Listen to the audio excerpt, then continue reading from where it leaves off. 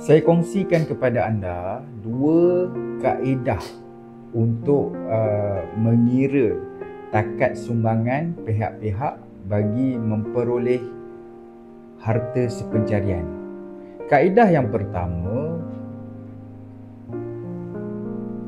mengira takat sumbangan yang telah dibuat oleh suami dan juga isteri dari tarikh dibeli harta tu, contoh rumah, daripada tarikh beli rumah tu sehingga berlaku perceraian.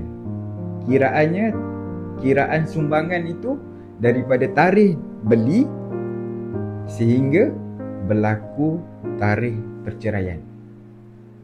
Okey, itu takat sumbangan. Kemudian harta-harta yang dituntut itu hendaklah dinilai mengikut harga pasaran, harga semasa ketika berlaku perceraian antara suami dan juga isteri ini.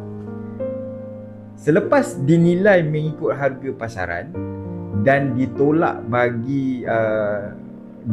baki hutang, barulah nilai baki tersebut dibahagikan mengikut kadar takat sumbangan masing-masing. Itu kaedah yang pertama.